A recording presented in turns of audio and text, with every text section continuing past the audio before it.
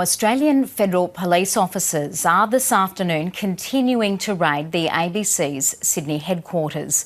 It's over a series of 2017 stories known as the Afghan Files. The stories by ABC investigative journalists Dan Oakes and Sam Clark revealed allegations of unlawful killings and misconduct by Australian special forces in Afghanistan. They were based on hundreds of pages of secret defence documents leaked to the ABC. The search warrant names Oakes, Clark and the ABC's Director of News, Gavin Morris. Look, I can't say much because I'm named in the search warrant, so I want to make sure that I'm not overstepping the mark here. But look, what I would say is our journalists do a really difficult job. I'm proud of the job they do. They do it in the public's interest, and journalism is not a crime. So I would say to all of the journalists at the ABC and all the journalists across Australia, don't be afraid of the job you do. Stand up and be proud of it, and continue to act in the public's interest, knowing that the stories you tell and the service you provide the community is a vital one for our democracy. That's all I want to say. I can't say any more at the moment simply because obviously I'm named myself in the search warrant. Thank you, everybody. Thanks for what you're doing today. Let's bring PK back in now. And PK, extraordinary developments today.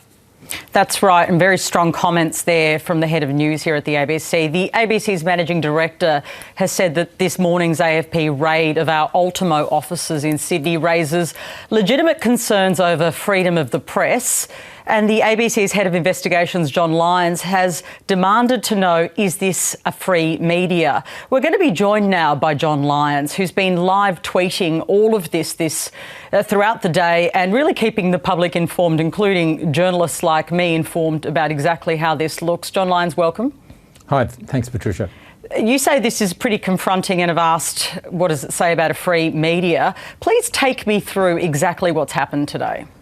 Well, what happened, Patricia, is the AFP arrived here at about 11:30, three AFP officers at the front of the ABC in Sydney with a warrant to execute this warrant. They were met by ABC lawyers who then took them upstairs. Because our own Director of News, Gavin Morris, is on the warrant, he couldn't be present. So I asked our lawyers whether I could sit in on the room. I thought it would be good to have a journalist in the room. Otherwise, it's AFP officers and lawyers. Our lawyers said yes, and then when I was in there, I began live tweeting. I thought it was important for people to know this is not a confidential thing. They've come into our building. And then at one point, about an hour into it, the head of the AFP team looked at me and said, so you're tweeting? I said, yes, I am. And he said, why are you doing that? And I said, because I think the staff and the public should know what's going on here.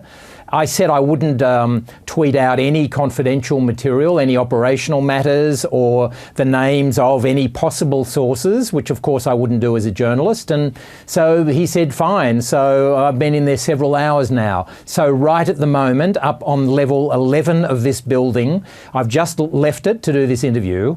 There are 6 AFP officers and about 4 ABC lawyers. They have downloaded 9,214 documents. I counted them, and they are now going through them. They've set up a huge screen and they're going through email by email. It's quite extraordinary. And I feel, as a journalist, it's a real violation because these are emails between this particular journalist and his boss, her boss. It's drafts, it's scripts of stories. I've never seen an assault on the media as savage as this one we're seeing today at the ABC. Because, of course, in journalism, in television, people do a script. Anyone at home can do a draft and you add in a note saying, must check this with Joe Smith, must check that, ring this number. They're trying to access all of those. And you've tweeted pictures of the warrant. It allows the AFP to add, copy, delete or alter material in the ABC's computers. Tell me about this scope of the warrant. It seems extraordinary to me. Is this standard? I don't think it is standard, and it's an important point you raise. Right at the moment, the Australian Federal Police have come into the ABC and have the power now to be going through those 9,214 documents and essentially deleting anything they want. They can just decide that that email or that particular correspondence has never existed. They can change material. They now have the power to go into an email and change what anybody wrote, what a manager of the ABC wrote to the Defence Department's media unit. And I wonder whether our political leaders, I wonder whether Scott Morrison and Peter Dutton realise this, because, Patricia, I've sat there for many, many hours now watching this. This would not be allowed to happen in the United States under their constitution. My question is, why is it allowed to happen in Australia in 2019? We know that Scott Morrison was asked about Annika Smethurst's raid, which happened just yesterday, and he didn't seem terribly concerned. Are you worried about the reaction we've heard so far from our political leaders? Well, I am. Look at the last 24 hours in Australia. Annika Smethurst, a very honest, good journalist at News Corp for Sunday Telegraph, wrote a genuine, legitimate story saying that she had been told that the intelligence services wanted to increase their powers. What have they done?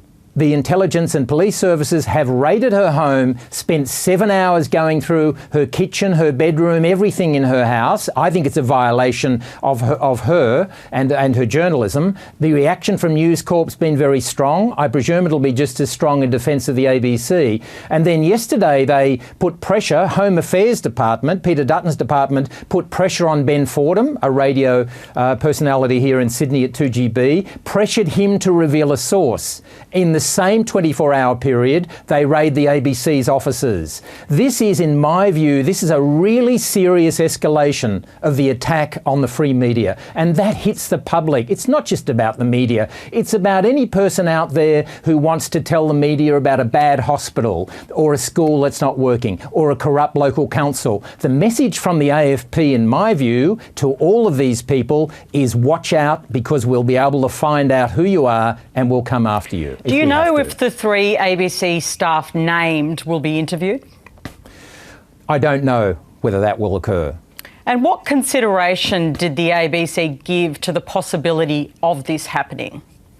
Of which happening? In terms of the compilation of this story, the publishing of this story, going to air with this original story, of course, these are confidential documents. Just give me a sense of the way that the journalism is prepared for our viewers who are not journalists. What kind of consideration about sensitive documents does an organisation like the ABC take into account? Well, Patricia, as you know, we're getting tip-offs, documents all the time. I mean, that's what happens. That's our business. Much of the material we get doesn't pass muster. We go through it. It might be a fake document, or it's driven by complete malice and doesn't stand up, or it only tells one side of the story. The journalists involved, Dan Oakes in the Melbourne office of the ABC and Sam Clark, very, very thorough, serious journalists. What we do at the ABC is that before a story like this gets anywhere near broadcast or publication, we have a whole legal team who will sit in and go through the script line by line. We will have, often outside legal counsel. We will have producers, researchers, reporters. Then there's a team of managers. We go through all of this extremely thoroughly. We published that story 2 years ago in good faith. Now, what I want to know is why suddenly, like with the Annika Smethurst case, why suddenly are we all being hit by this sort of thing? What options are open to the ABC now? The raid is still going on, as you explained. I wrote the number down, 9,214 documents, extraordinary number. What options are open to the ABC to contest this? Well, right now, the ABC team upstairs, and I've got to give full credit to the legal team, Michael Rippon, and to the outside QC that's been brought in, Mark Polden, a media expert. I've been sitting there while they've been pushing back and haggling. They have made the point very clearly to the AFP that we reserve the right to seek an injunction against this. What's happening at the moment is the AFP are looking at the documents, the 9,214, but then the next stage of the process will be that the AFP will say we want those 3,000 documents. the option for the ABC at that point is to say no, that we will not give you any documents. We're contesting and we're fighting that. So that decision hasn't yet been made.